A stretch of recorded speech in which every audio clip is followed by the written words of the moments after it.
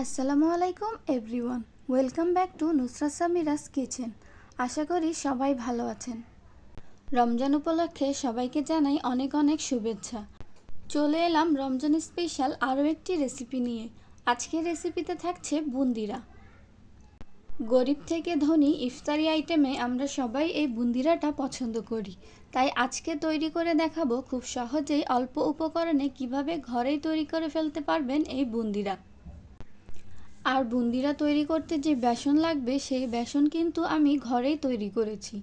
ঘরে কিভাবে পারফেক্টভাবে বেসন তৈরি করতে হয় সেই ভিডিও আমার চ্যানেলে দেওয়া আছে, আপনারা চাইলে দেখে আসতে পারেন, বা ডেসক্রিপশন বক্সে লিংক দেওয়া আছে, চেক করতে পারেন।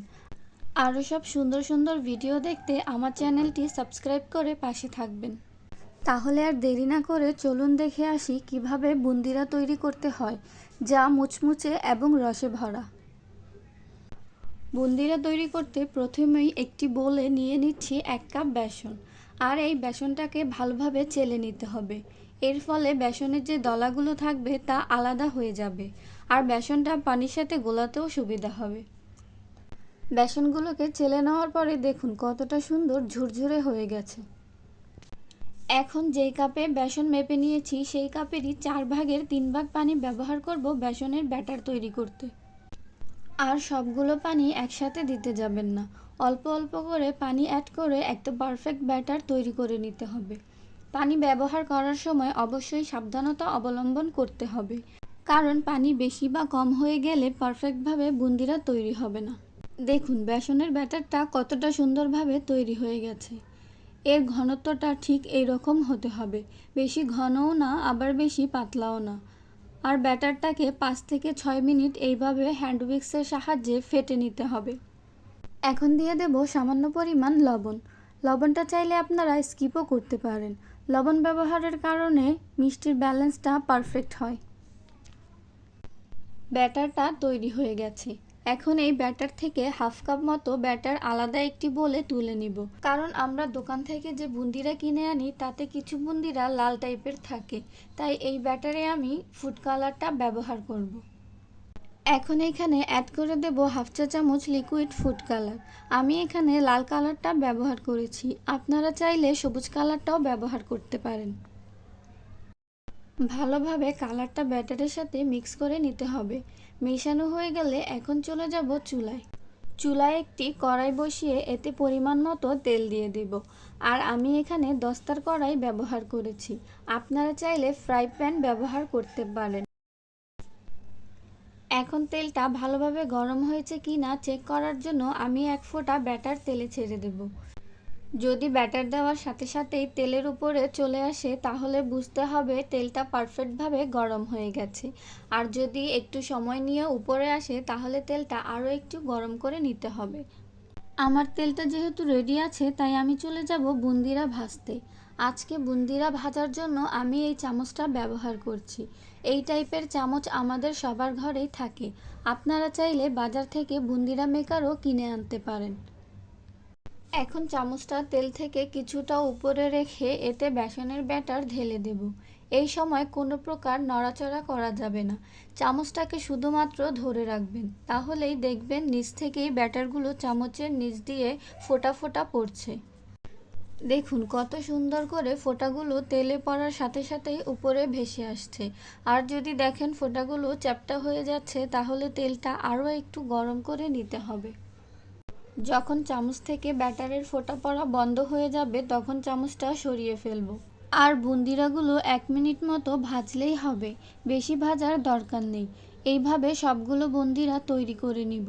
আর অবশ্যই খেয়াল রাখবেন প্রতিবার ব্যাটার দেওয়ার আগে চামচটা ভালোভাবে পরিষ্কার করে নিতে হবে। এবার ফুড কালার মেশানো ব্যাটার থেকে কিছু বুন্দিরা তৈরি করে দেখাচ্ছি। দেখুন কত সুন্দর বৃষ্টির ফোঁটার মতো ঝিরিঝিরি করে পড়ছে, আবার পড়ার সাথে সাথেই তেলের উপরে উঠে আসছে। আর অবশ্যই খেয়াল রাখবেন ব্যাটার দেওয়ার আগে প্রতিবারই চামচটা খুব ভালোভাবে পরিষ্কার করে নিতে হবে, না হলে ফোঁটাগুলো পারফেক্ট শেপ আসবে না। আর বুন্দিরাগুলো 1 মিনিট মতো ভাজলেই হবে, বেশি ভাজার দরকার নেই। এইভাবে সবগুলো বুন্দিরা তৈরি করে নিব। আমার সবগুলো বুন্দিরা ভাজা শেষ। দেখতেই পারছেন কত সুন্দরভাবে বুন্দিরার দানাগুলো তৈরি হয়েছে। আর 1 কাপ বেসন দিয়ে কতগুলো বুন্দিরা তৈরি হয়ে গেছে।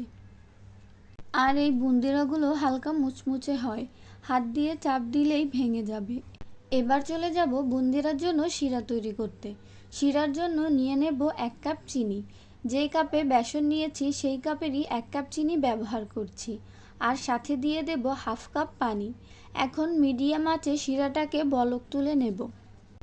শিরায় যখন বলক চলে আসবে এই পর্যায়ে চুলা বন্ধ করে দিতে হবে। এখন দিয়ে দেব 1 টেবিল চামচ লেবুর রস, যাতে পরে শিরাটা জমে না যায়।